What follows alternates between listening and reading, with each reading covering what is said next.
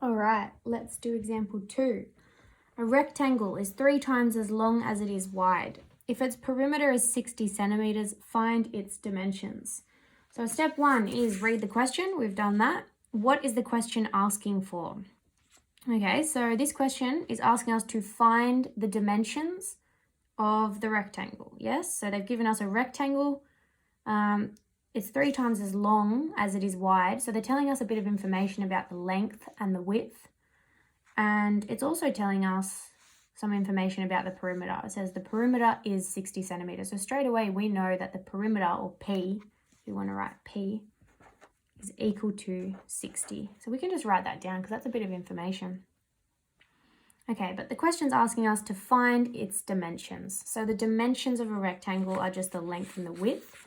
So it's asking us for the length and the width. So it's asking us for 2 things actually. And step 2 is using a variable to represent the unknowns.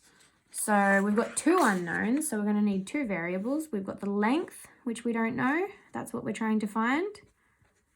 And we've also got the width.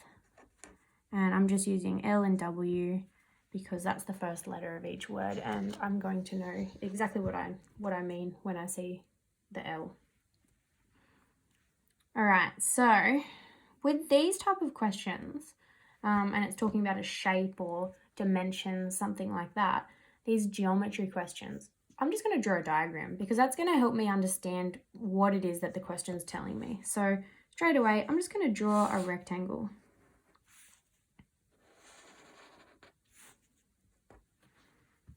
Now, we want to know the length and the width. So we want to know the width. This is the width as well. And up here, this is the length. Down here, that's the length as well. So we want to find W and we want to find L. Now, what's the information they're giving us? They're telling us, we know the perimeter is 60. So that means we know that if we add all of these up, it will equal 60. So if we want, we can write that. We can say L plus W plus L plus W equals 60. We can't really work this equation out yet because we've got 2 unknowns in the equation, so we can't really solve that yet. Let's try and get all like terms instead. So what other information do we know from the question?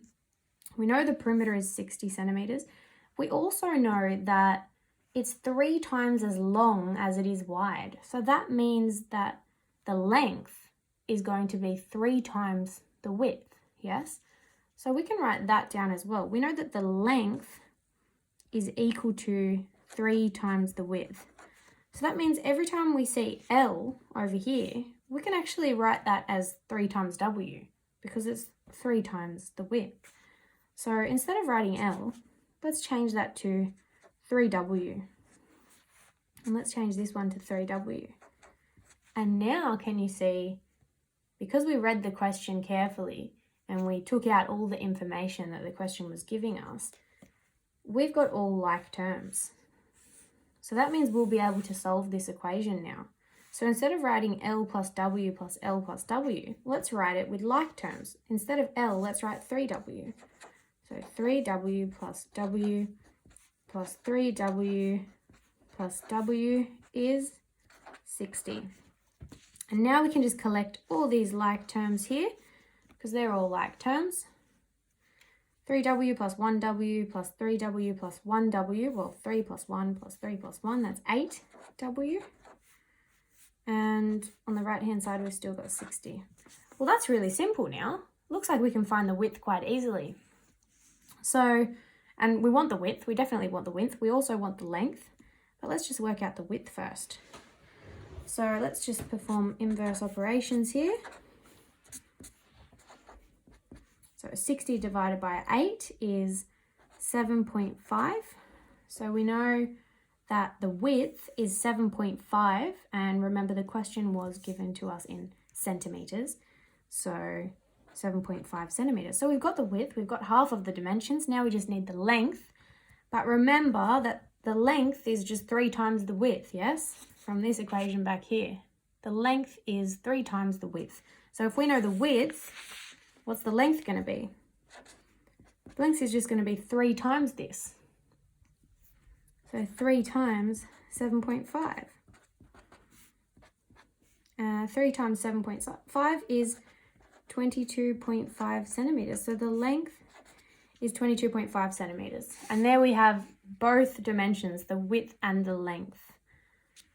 And sometimes that will be written as 22.5 centimeters times 7.5 centimeters. Sometimes we see dimensions written like that, and that just shows you that this is the length and that's the width. All right, example 3. We're going to do quite a few examples because every word problem is slightly different. So we just need to make sure that we're reading the question and understanding the information that the question's giving us. All right, so the sum of 3 consecutive numbers is 150. Find the numbers. All right, so first of all, what are consecutive numbers?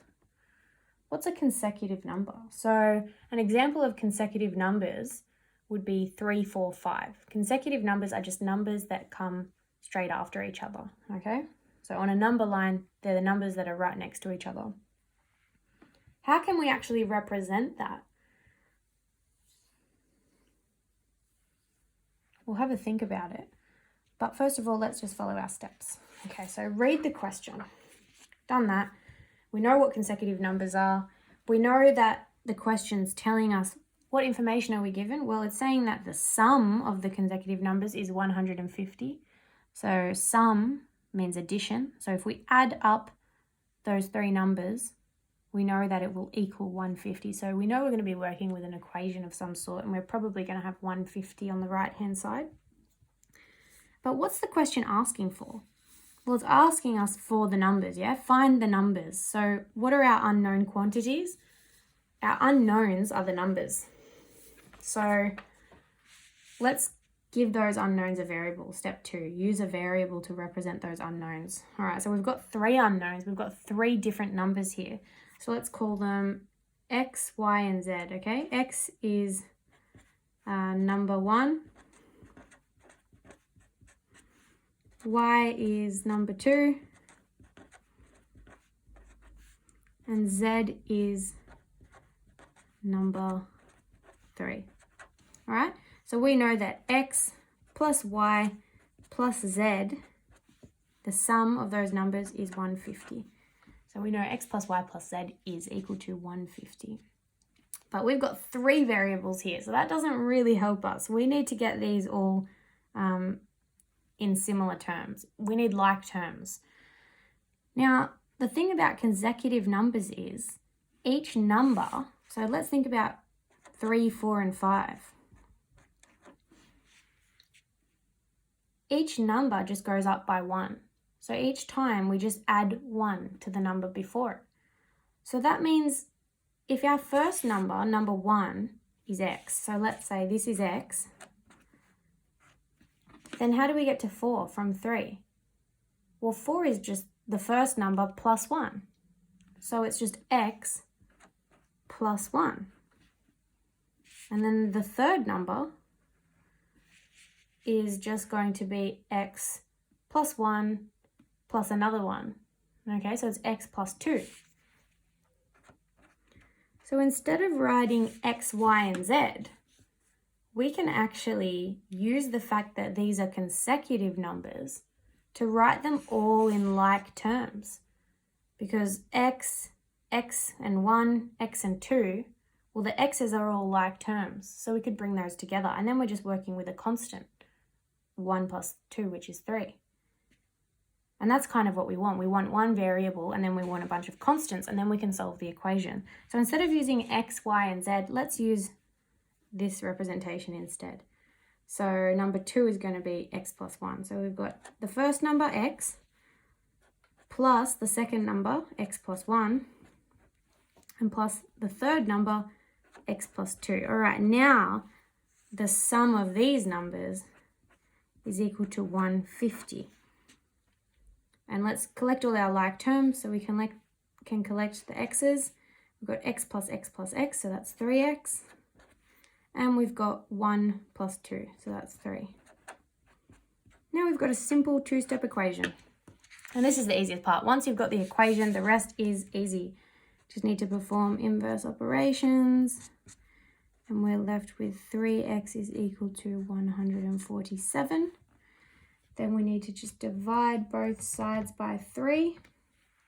So if we divide this by 3, divide this by 3, sorry, I'm running out of space. Let's do it over here now. We're left with x on the left-hand side.